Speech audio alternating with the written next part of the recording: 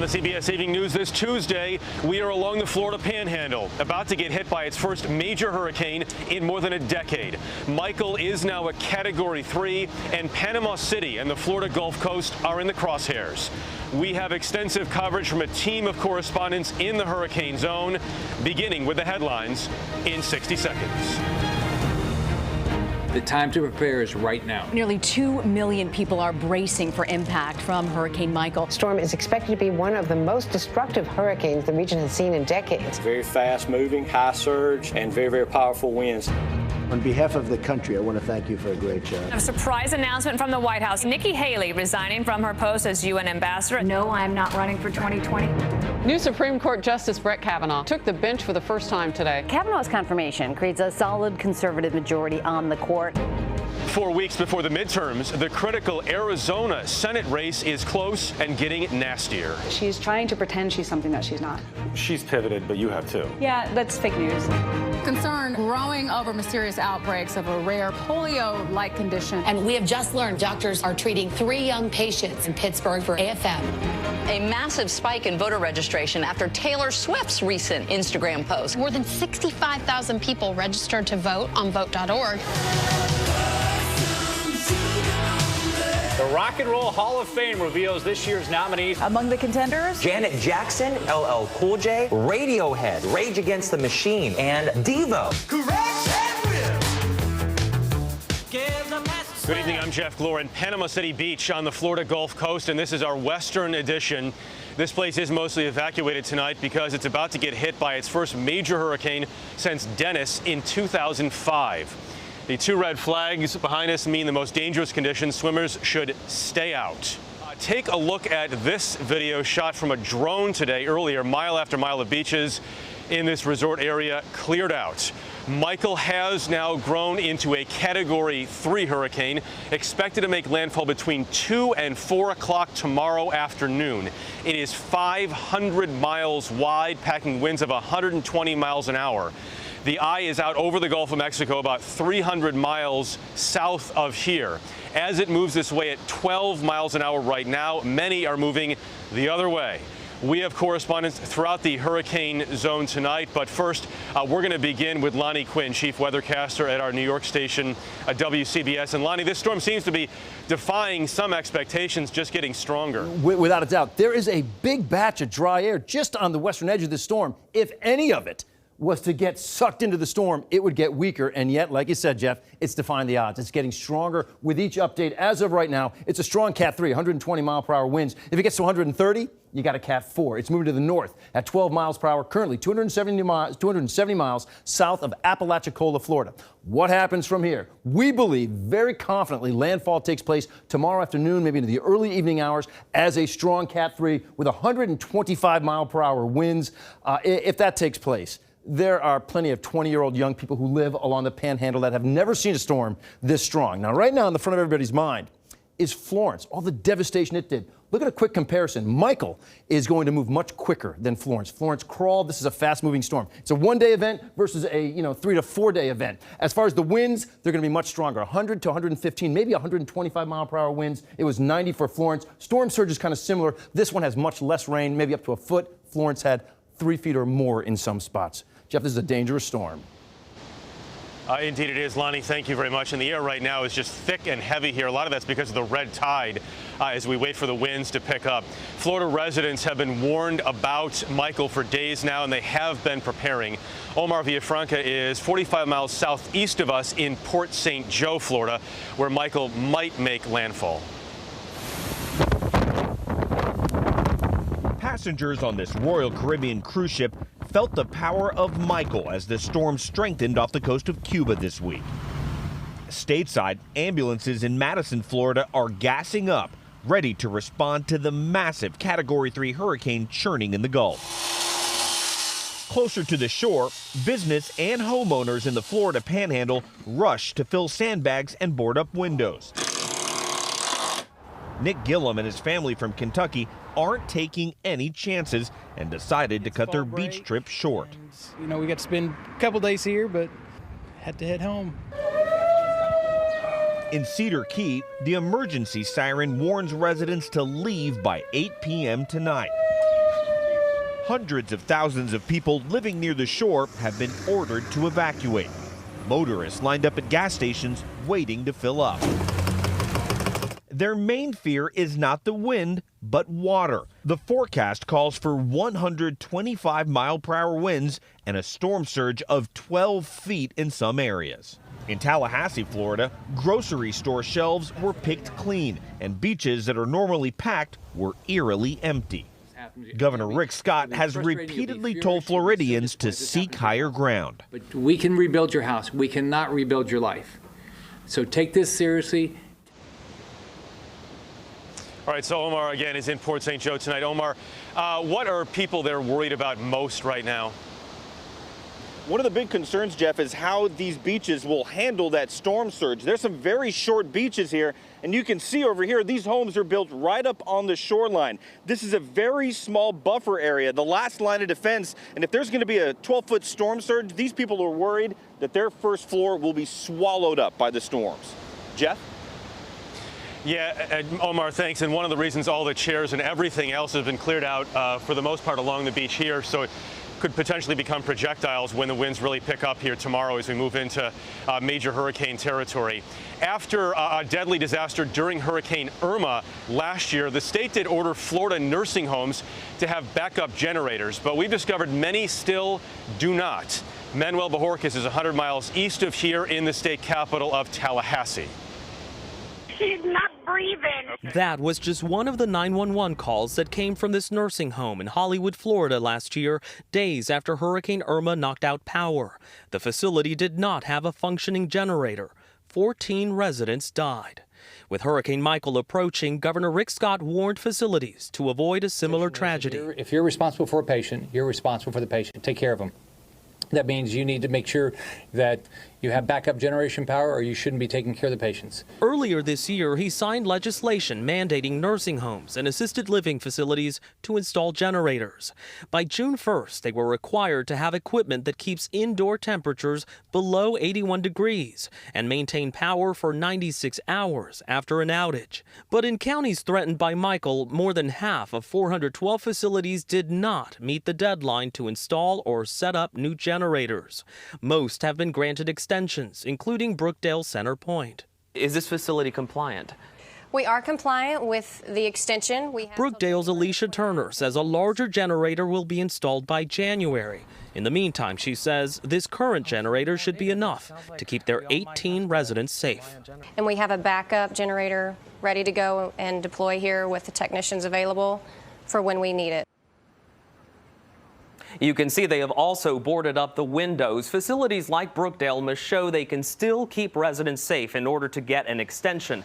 The demand on labor and supplies is part of the problem. The wait for a new generator, which complies with the state law, can go anywhere from 16 to 24 weeks. Jeff? Important story, Manny. Thanks. We're going to keep watching that one. There was a surprise announcement at the White House today. The U.S. ambassador to the United Nations is stepping down after 2 years on the job. Here's Weijia Jiang. You've been fantastic. You're my friend. And I just, on behalf of the country, I want to thank you for a great job. President Trump piled on the praise as he announced UN Ambassador Nikki Haley will leave the administration at the end of the year. She's made it a very glamorous position. She's made it more importantly, a more important positions. The president brushed off questions about the timing of the news less than 1 month before the midterm elections. Haley said she thinks it's time for fresh energy and quickly squashed widespread speculation she's eyeing a presidential bid. And I will say this, for all of you that are going to ask about 2020, no, I'm not running for 2020. Mr. Trump said Haley first brought up resigning 6 months ago, but White House officials tell CBS News it was a closely guarded secret, even taking top advisors John Bolton and Secretary of State Mike Pompeo by surprise. The president said he could name a replacement in 2 to 3 weeks and didn't rule out considering someone close to home. I think Ivanka would be incredible. That doesn't mean I'd pick her because you'd be accused of nepotism. Ivanka later said she would not replace Haley. Haley's exit marks a total overhaul of Mr. Trump's original foreign policy team. You are going to see a change in the way we do business. Haley quickly became a star cabinet member and staunch defender of the president, playing key roles in sanctioning North Korea and pulling the U.S. out of the Iran nuclear deal. Last month, Haley penned an op-ed in the Washington Post, slamming an anonymous colleague who wrote a critical op-ed for the New York Times. Haley said, "I don't agree with the president on everything. When there is a disagreement, I pick up the phone and call him or meet with him in person." Haley's announcement has set off a frenzied guessing game about why she is leaving now. Some point to a new development yesterday when a watchdog group called for an investigation into Haley's use of private jets. There are also rumors that she's returning to South Carolina, where she was formerly governor, to replace Senator Lindsey Graham if he takes a cabinet position in the administration. And finally, Haley told the president she's returning to the private sector. So, Jeff, it's possible she wants to make some money. Okay, Ouija for us tonight in Council Bluffs, Iowa. Thanks. Before the hurricane brought us here to Florida, we had planned to come to you tonight from Arizona to kick off a special series of broadcasts from battleground states in the run-up to the midterm elections. A tight race in Arizona could help determine control of the U.S. Senate. We did visit the state yesterday to talk to the two candidates vying for the seat now held by Republican Jeff Flake. I'm not real fond of either of them. Two Arizona voters, one a Republican, one a Democrat. There's one thing they and many people we spoke to in Arizona agree on. The race to replace departing Senator Jeff Flake has gotten ugly. While we were in harm's way in uniform, Kyrsten Sinema was protesting us in a pink tutu. I'm disgusted by all of it. There was a time we were all ladies and gentlemen. Was there? Yeah. Okay. It is between Democrat Kyrsten Sinema, a three-term congresswoman who voted 62% of the time with the president's party rather than her own. Every one of us understands how important this election is. And Republican Congresswoman Martha McSally, a former Air Force combat pilot and one-time Trump critic who has lately fully embraced the commander-in-chief. When you're flying airplanes, the airplane doesn't care if you're a girl or a boy. They just care if you fly well and you shoot straight. Never before have Arizonans sent a woman to the U.S. Senate. Our latest poll shows the candidates separated by just 3 points. That's within the margin of error. This is also interesting. 1/3 of Arizona voters say they'll be making choices based on local issues, but about 2/3 will be voting on national issues. And the difference couldn't be more clear. There are differences over immigration, tax reform, and perhaps most significantly, health care. I went without health insurance for a time in my own childhood when my family was struggling with poverty, and so I understand how important it is. Who pays for the health care? Well, right now, Arizonans are paying, and they're paying too much. A key issue is coverage for the nearly 3 million Arizonans with pre-existing conditions. In Congress, Sinema voted to keep that coverage under Obamacare. McSally voted to repeal, but says she still wants to cover those with pre-existing conditions. Should insurance companies be required to provide affordable coverage for people with pre-existing conditions? Absolutely. We need to move towards a system that provides more choice so that the cost comes down. The Obamacare experiment has failed. Hi, we're local volunteers with the Arizona Republican Party. Both sides have been urging voters to turn out.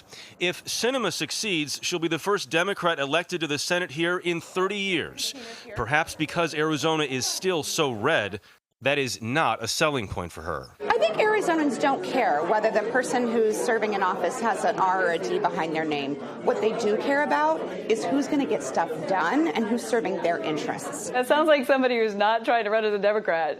So, look, her party is going so far left right now and are so far out of the mainstream of Arizona values.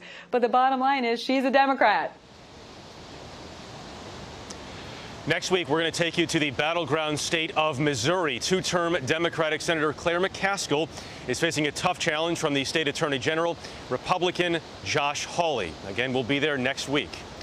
Coming up next here on the CBS Evening News tonight, what is behind a baffling rise in cases of a rare illness similar to polio?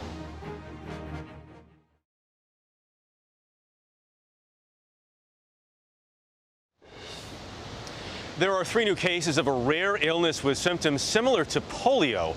The patients are being treated in Pittsburgh tonight. This follows an unusual rise this year in the cases of acute flaccid myelitis in a number of states. Dr. John LaPook is following. The rare, poorly understood polio-like illness attacks the body's nervous system. The CDC says there have been 38 confirmed cases this year through the end of September. 14 cases have been found in Colorado and 6 in Minnesota.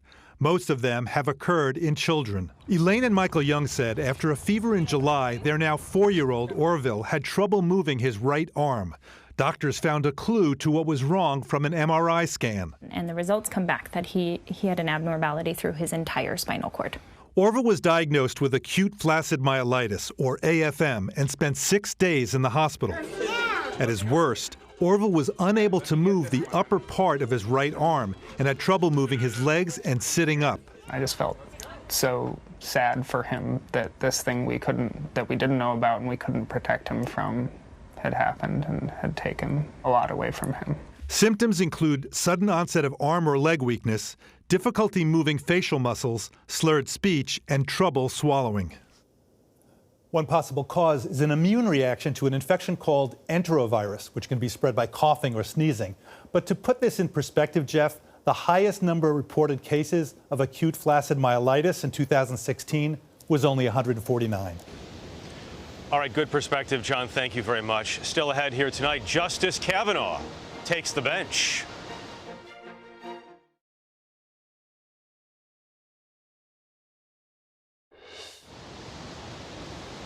The Supreme Court is back at full strength. Justice Brett Kavanaugh took his seat today alongside Elena Kagan. And as his wife and daughters watched, Kavanaugh asked a number of questions in a case about increased sentences for repeat offenders. Fingers of blame are being pointed in several directions after the limousine crash that killed 20 people in upstate New York on Saturday. Relatives of the deceased driver said today they believe the car was unsafe. The governor has said the same. But in an interview with CBS News, a lawyer representing the limo company said all safety issues had been corrected. He told the Albany Times-Union the driver may have misjudged the intersection. The nominations are in for the Rock and Roll Hall of Fame, class of 2019.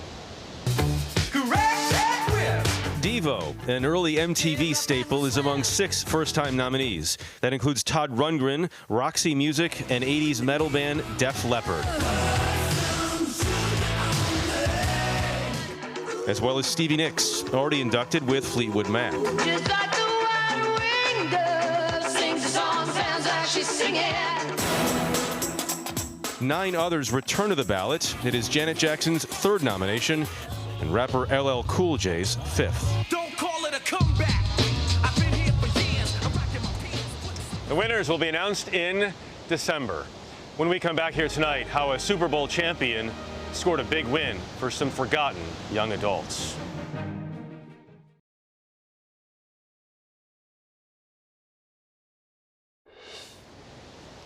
We end here tonight with a Hall of Fame quarterback still drawing up winning plays along with his wife. Carter Evans shares their story. Winning a Super Bowl may seem like a crowning achievement, but to Kurt Warner and his wife Brenda, it was just the beginning. Now our goal is, okay, how do we continue to impact people? Over the years, they've contributed millions to help those most in need. Their latest effort inspired by their oldest child, Zach, who's developmentally disabled and legally blind. He was thriving in high school, and you're like, man, this is awesome. He's exceeding all expectations. And then all of a sudden he graduates from high school, and boom, everything stops. It was sad to see that there aren't a lot of options, especially for the higher functioning people with disabilities. The Warners found no place in Arizona where their adult son could live on his own. So they built one and called it Treasure House. Does anyone else want potatoes? It recently opened, not just for Zach, but 5 other residents, and plans to take in at least 20 more. Here we pick up some of the twigs in these bushes. We want all of our other kids to spread their wings and fly. Why doesn't Zach deserve the opportunity to do the same? Yeah. Treasure House also offers job training, but above all, a sense of community and independence. Here's a place where they can grow and they can thrive and they can chase after their dreams. We believe it can be life-changing for thousands and thousands of families. You think you could duplicate this all over the country? We do. You know, you've had tremendous success in your career. Where does this fit in? People are going to forget that I won a Super Bowl, but they're never going to forget the kind of impact you have on them personally. I think that this will be our legacy more than a Hall of Fame. For the Warners, few victories are as sweet as this. I love you, dude. Carter Evans, CBS News, Glendale, Arizona. Love you. That's great. And that is the CBS Evening News tonight. I'm Jeff Glor in Panama City Beach, Florida. Our hurricane coverage continues tomorrow on CBS This Morning and tomorrow on the CBS Evening News. Good night.